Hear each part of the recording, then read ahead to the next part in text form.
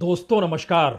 सरकार को गिराने का सिलसिला ऑपरेशन लोटस से जुड़ा और ऑपरेशन लोटस के जरिए यह बात खुलकर सामने आई कि विधायकों को कितनी बड़ी रकम ऑफर की जाती है। उस वक्त यह सवाल बिल्कुल गायब था कि रकम ऑफर तो की जाती है, लेकिन यह रकम आती कहां से है। जवाब यही मिला कि दरअसल बड़ी तादाद में इलेक्टोरल बॉन्ड का पैसा बीजेपी के पास आता है और उस पैसे के आसरे विधायकों को जो भी रकम तय होती है वह सब कुछ दे दिया जाता है। महाराष्ट्र की राजनीति में इसीलिए उद्धव ठाकरे ने एक ऐसे सिरे को पकड़ा जहां पर शिवसेना टूटी थी। उस सिरे को जब उन्होंने पकड़कर यह कहा कि 50 खोखे एकदम ओके, तो यह राजनीति गरमाई जरूर, लेकिन यह सवाल तब भी अनसुलझा था कि आखिर पैसा आता कहां से है और क्या वाकई पैसा देने के लिए कोई अलग से खजाना है और उस खजाने की चाबी क्या दिल्ली में रखी हुई है। जवाब खुले तौर पर कभी आ नहीं पाया, लेकिन राहुल गांधी ने अब उस नब्ज को पकड़ना शुरू किया है। यह एक ऐसी नब्ज है जो भारत के भीतर सत्ता और कॉरपोरेट के नेक्सस के हिस्से को न सिर्फ खोलती है बल्कि यह भी बताने से चूकती नहीं है कि कितनी बड़ी तादाद में राजनीतिक सत्ता को बरकरार रखने के लिए कॉरपोरेट क्या कुछ करते हैं और उस कॉरपोरेट को उसकी एवज में क्या कुछ दिया जाता है। दरअसल महाराष्ट्र चुनाव के भीतर अडानी एक मुद्दा बन चुके हैं और अडानी के मुद्दा बनने का मतलब बहुत साफ है। अगर महाराष्ट्र के भीतर अगाड़ी की सरकार आती है, यानी कांग्रेस, उद्धव ठाकरे की शिवसेना और शरद पवार, और जिस रास्ते राहुल गांधी अब अडानी को मुद्दा बना रहे हैं, उसके बाद कोई रास्ता बचेगा नहीं अघाड़ी के सामने भी कि अगर वो बड़ी कार्रवाई अडानी के खिलाफ करती नहीं है। क्योंकि अभी तक यह माना जाता रहा कि दरअसल किसी भी बड़े उद्योगपति या कॉरपोरेट को लेकर कोई भी राजनीतिक सत्ता कभी कार्रवाई नहीं करेगी या नहीं करती है, क्योंकि उसने अपने पैर इस देश के इंफ्रास्ट्रक्चर में या जरूरतों के मद्देनजर इतने पसार लिए होते हैं, या फिर उस कॉरपोरेट की जरूरत राजनीतिक सत्ता किसी की भी हो उसे पड़ती ही है। लेकिन नया सवाल तो यह हो चला है, क्या वाकई अडानी का बिजनेस जो महाराष्ट्र के भीतर है, अगर अगाड़ी की सरकार आती है तो वो फल फूल सकेगा या नहीं सकेगा। और उसके भीतर लाखों करोड़ों की उस पूंजी का जिक्र है जो अलग अलग योजनाओं के जरिए अडानी को सौंपी गई है क्या। लेकिन इसका एक दूसरा सिरा भी है। अगर अडानी राजनीतिक तौर पर मुद्दा बन चुके हैं तो फिर दिल्ली के भीतर बेचैनी होगी और वो कतई नहीं चाहेगी कि अघाड़ी की सरकार महाराष्ट्र में आए। वो चाहेगी युति की सरकार, यानी जो मौजूदा वक्त में एकनाथ शिंदे की शिवसेना है, अजीत पवार साथ खड़े हैं और बीजेपी का पूरा समर्थन है, इन्हीं की सरकार होनी चाहिए जिन्होंने अपने तौर पर अलग अलग योजनाएं अडानी के हवाले की है।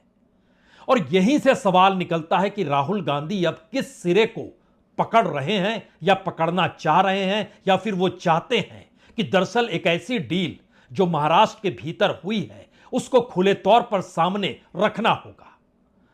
अभी छिटपुट अवस्था में बातें रखी तो जा रही है, लेकिन उसकी पैमाइश को अगर समझें तो कांग्रेस के मंच के जरिए राहुल गांधी इन बातों को अब खुले तौर पर जनता के सामने रखना चाहते हैं, जिससे जनता समझ पाए कि दरअसल कॉरपोरेट और सत्ता का नेक्सस कितना खतरनाक होता है और जो भी बदहाली समाज के भीतर है वो बदहाली इसी नेक्सस की वजह से होती है।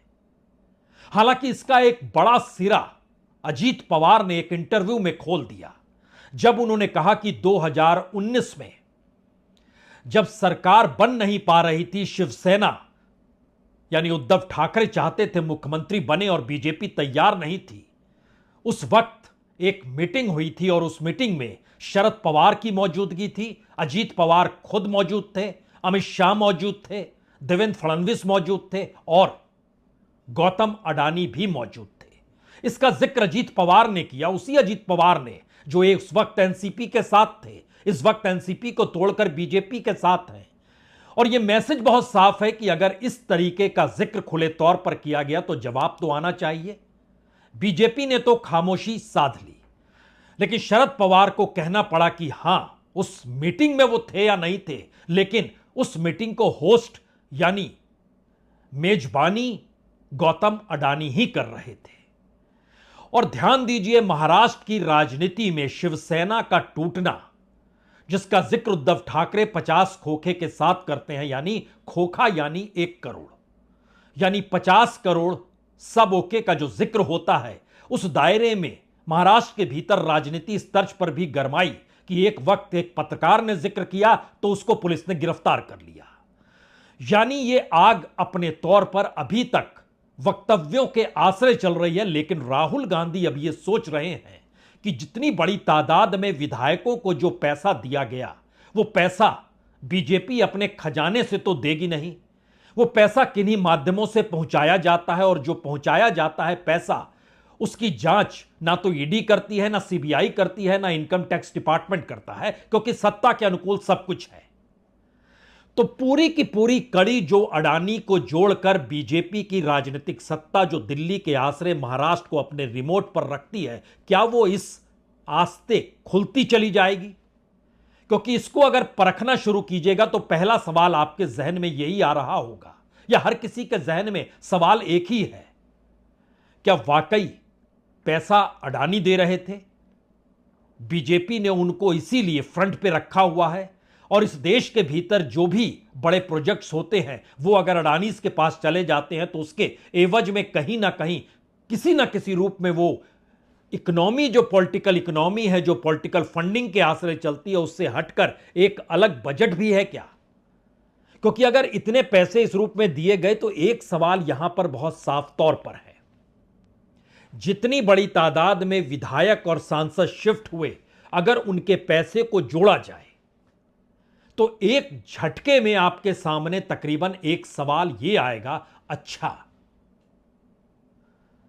5,000 करोड़ से ज्यादा की रकम जो विधायकों की टूट इस दौर में जो ऑपरेशन लोटस चलते रहा, वो क्या उसके साथ जुड़ी हुई है? और यहीं से एक दूसरा सवाल आएगा, क्या वाकई धारावी को लेकर जो सवाल राहुल गांधी उठा रहे हैं और कल मुंबई में भी उठाया उन्होंने, क्या यह सवाल उसी पूंजी से जुड़ा हुआ है?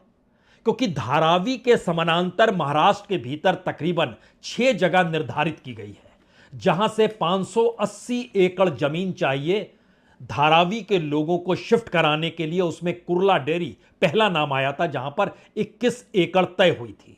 उसके बाद दूसरी मढ़ की जमीन आई जहां पर 140 एकड़ तय हुआ। तीसरा जो देवनार का जो डंपिंग ग्राउंड है उसको तय किया गया जहां 124 एकड़ की जमीन है। और इसी तरीके से 3 और जगहों पर, यानी कुल 6 जगहों पर 580 एकड़ की जमीन। अब 580 एकड़ की जमीन की कीमत क्या होगी महाराष्ट्र के भीतर, और वह भी मुंबई के भीतर जमीन की कीमत क्या होगी, यह हमारे आपके बोलने से काम नहीं चलेगा। लाखों करोड़ों का खेल एक झटके में हो जाता है।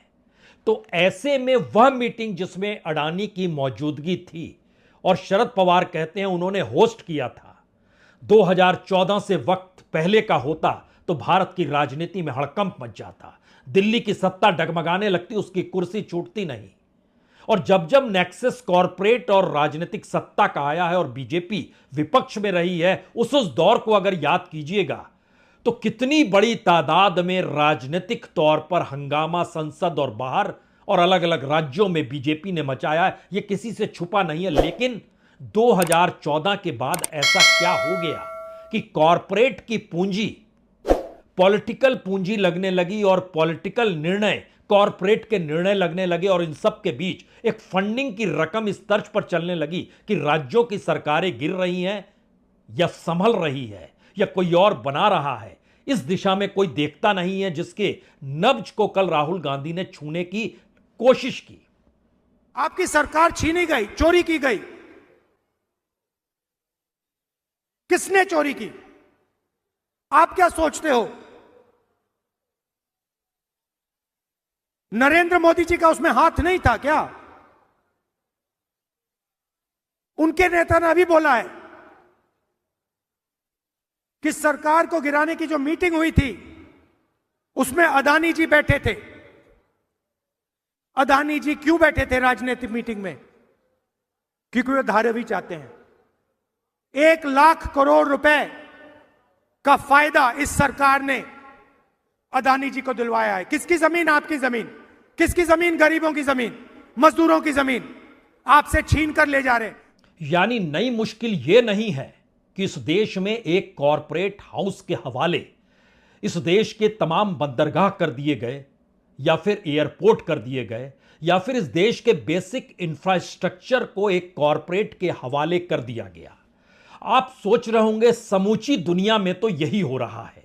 सत्ता के साथ कोई बड़ा कॉरपोरेट आकर खड़ा हो जाता है और राजनीतिक तौर पर सत्ता को अपने अनुकूल जो पॉलिटिकल फंडिंग की जरूरत पड़ती है उसके आश्रय करने में सत्ता को कोई मुश्किल होती नहीं है। तो यह नेक्सस तो खुला खेल है।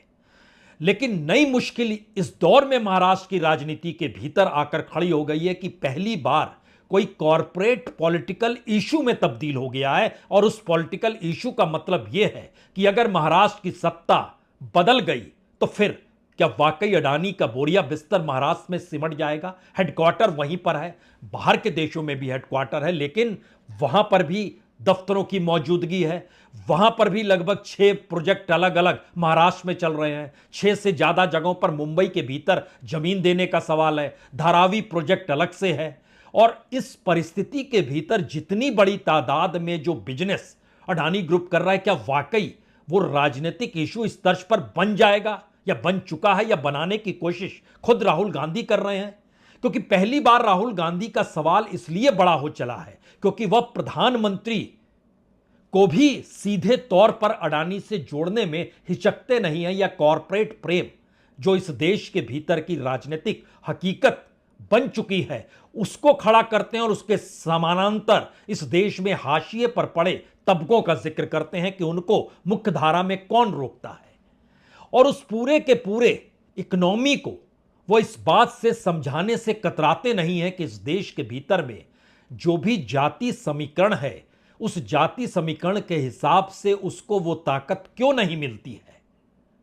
और यहां पर सबसे बड़ी बात तो यह है कि पहली बार आज राहुल गांधी ने खुले तौर पर इस बात का जिक्र किया कि देखिए प्रधानमंत्री ओबीसी हैं, लेकिन ओबीसी की तादाद देश में अगर 50% है तो उस 50% को कितना हक मिलना चाहिए इस देश को चलाने को लेकर, और जहां पर उनकी मौजूदगी है ही नहीं। और झारखंड में तो आरक्षण भी 27 से 14% उनका कर दिया गया, उसको बढ़ाने का जिक्र उन्होंने किया जरूर, लेकिन सवाल प्रधानमंत्री के ओबीसी होने का है, क्योंकि खुद प्रधानमंत्री बीते 2 दिनों से लगातार अपने भाषणों में जब जिक्र कर रहे हैं कि प्रधानमंत्री नरेंद्र मोदी ओबीसी हैं, तो वो पिछड़ों का ख्याल नहीं रखेंगे तो कौन रखेगा। और ऐसे में जवाब देते वक्त अडानी या कॉरपोरेट सामने आकर खड़ा हो जाए तो मैसेज बहुत साफ है कि पहली बार राजनीतिक तौर पर विपक्ष के सामने, या कहें कांग्रेस के सामने, या उसमें भी अगर आप केंद्रित करना चाहते हैं तो राहुल गांधी के सामने सिर्फ प्रधानमंत्री नरेंद्र मोदी या बीजेपी या आरएसएस नहीं है, बल्कि उसके सामने एक और पिलर है जो कि सबसे बड़े कॉरपोरेट हाउस अडानी को लेकर है। और यह राजनीतिक धुर विरोधी की स्थिति भारत की राजनीति में शायद पहली बार इस रूप में उभर कर सामने आई है। एक वक्त अंबानी को लेकर जरूर हुआ था। उस दौर को याद कीजिएगा तो बकायदा किस तरीके से राजनीति इस देश के भीतर अंबानी को लेकर कैसे गहराई थी, और इंडियन एक्सप्रेस ने उस दौर में एक भूमिका ली थी, लेकिन वो दौर कांग्रेस के खिलाफ का था। यह दौर बीजेपी के खिलाफ का, और कांग्रेस उसकी अगुवाई करती हुई नजर आ रही है। यानी सिक्का बदल गया है, लेकिन कॉरपोरेट की भूमिका भारत की राजनीति में सत्ता परिवर्तन की दिशा में भी ले जाती है।